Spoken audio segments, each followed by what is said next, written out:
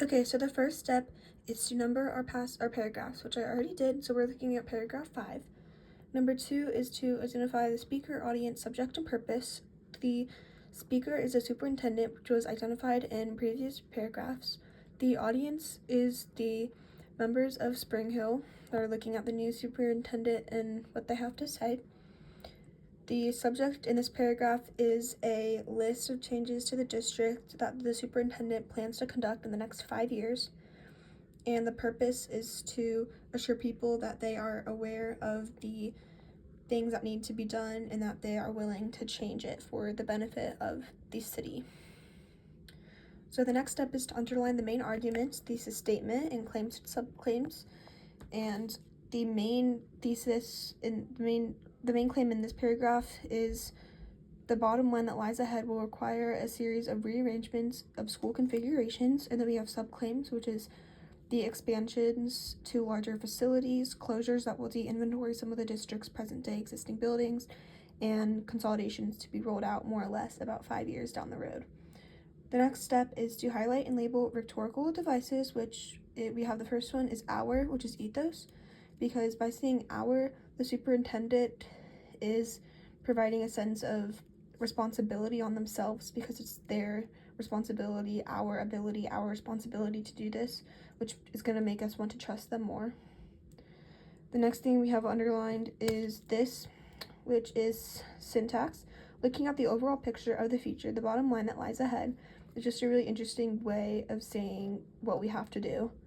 And then last but not least, also powerful syntax, meaning that there's another step that we have to do, but it's not as powerful as all the ones identified before. The next step is to circle any outstanding and unusual diction. So we have on the horizon, which is unusual diction because it's like coming up soon, so it's just a strange way of saying that. Again, we have the bottom line that lies ahead, and to be rolled out, consolidations to be rolled out. Next is star any parts of the passage that seem vague or hard to understand. So first I starred configurations because I didn't know what configurations meant in that context, and I was really confused the first time I read it. So in this context, will require a series or rearrangement of school configurations. It's referring to what makes up the school, because a configuration is like elements of something, like an array of elements. So school configurations, this could be the schools itself or facilities in the schools, like school layout, taking in or out the schools, just things like that. And then I started over here. This star is referring to closures that will de-inventory some of the district's present day existing buildings. I was a little confused about that, but reading over it, I believe it means that they will close some of the schools that are going to de-inventory or kind of declutter the district's present day existing buildings to give more space to the already existing buildings that are more important than the ones that they're going to close. And yeah, that is everything for that paragraph. Moving on to paragraph 7. Again, we have the speaker, which is the superintendent. The audience in this one is, again, the citizens of Spring Hill, but also community members that might believe that salaries are already too high for faculty and staff. The purpose of this paragraph is the subject is compensation or pay for faculty and staff, and the purpose is to address what community members believe about salaries that are already too high. Okay, so first thing we're gonna do is underline the main arguments or thesis statements, and the main one is that we have to have high quality teachers, administrators, and support personnel whom we compensate competitively.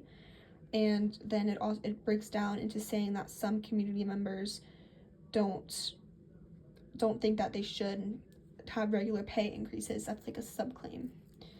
Okay, so next we're going to highlight and label rhetorical devices. The only rhetorical device that I could find in this one is over here when it says that the salaries are already too high for 10 months job that includes weeks of vacation time, I put logos because I do believe that that is a fair point, and including that in the superintendent's proposal or article to the public is very convincing in how she's saying that, yeah, this is like a valid point. So that's like logically like accurate. Okay, so now we circle any outstanding or unusual diction, and I just circled the word faction because some people might not know what the word faction means.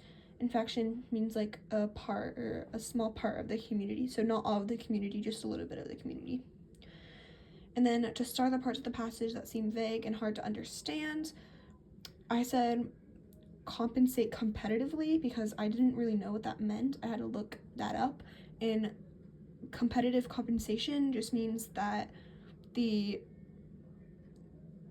you're just getting compensated, you're getting paid more than the market offering for that job, so equal or more than the market offering. And yeah, that is our step-by-step method for writing passages for the superintendent passage, paragraph 5 and 7. Bye.